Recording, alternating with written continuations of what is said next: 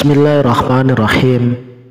Assalamualaikum warahmatullahi wabarakatuh. Salam sang sejati.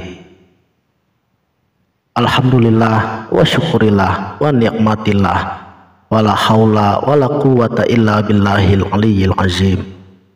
Asyhadu an la ilaha illallah wa asyhadu anna Muhammadar Rasulullah.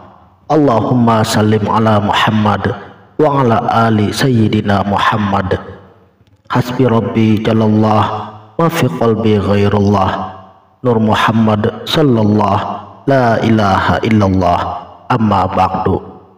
Syekh Abdul Qadir Al-Jailani radhiyallahu an di dalam kitabnya Al-Ghunyah, beliau berkata, di dalam hati manusia terdapat dua ajakan.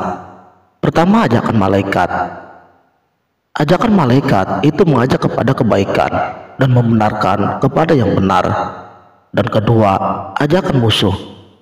Ajakan musuh itu mengajak kepada kejahatan, mengingkari kebenaran, dan melarang kepada kebajikan.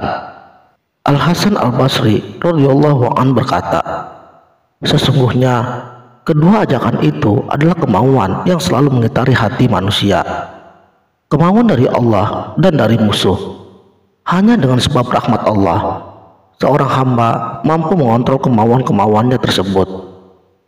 Oleh karena itu, apa-apa yang datang dari Allah hendaknya dipegang oleh manusia dengan erat-erat, dan apa yang datangnya daripada musuh dilawannya kuat-kuat.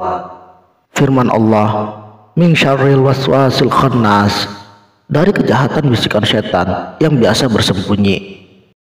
Bisikan itu mencengkram hati manusia.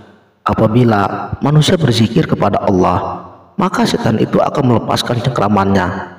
Namun apabila manusia kembali lupa, maka setan itu akan kembali mencengkram hatinya. Syekh Abdul Qadir Jailani radhiyallahu an berkata bahwa di dalam hati ada 6 bisikan. Pertama, bisikan syahwat. Kedua, bisikan setan. Ketiga, bisikan ruh. Keempat, bisikan malaikat. Kelima, bisikan akal. Dan keenam, bisikan keyakinan. Pertama, bisikan nafsu syahwat. Bisikan nafsu syahwat adalah bisikan yang secara kudrati tercipta untuk memerintah manusia mengerjakan kejelekan dan memperturutkan hawa nafsunya. Kedua, bisikan setan.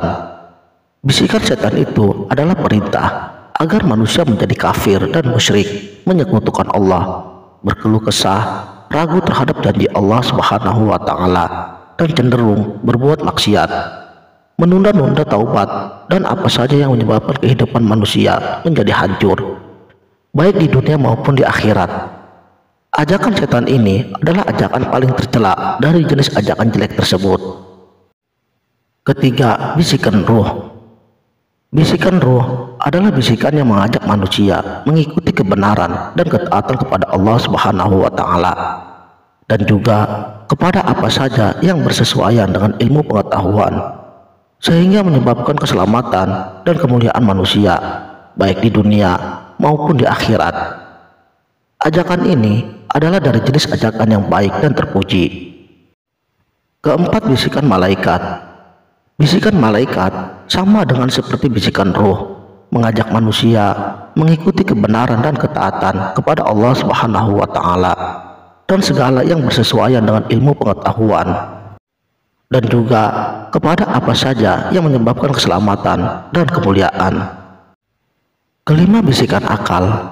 Bisikan akal adalah bisikan yang cenderung mengarahkan pada ajakan bisikan setan dan ruh atau malaikat.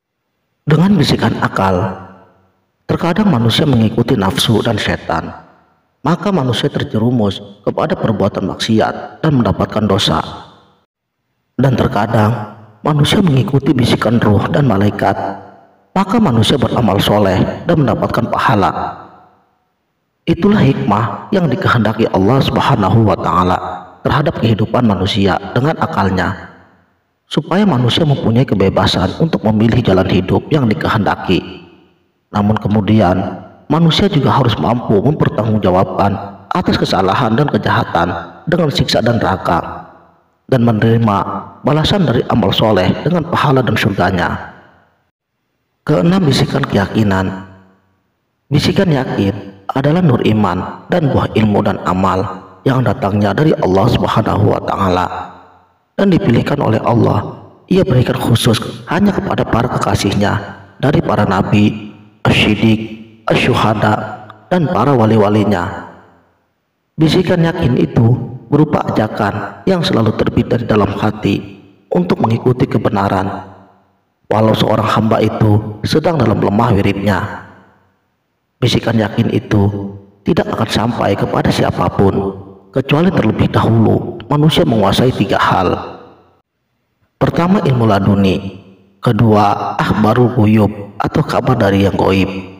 Ketiga, asrarul umur, rahasia segala urusan.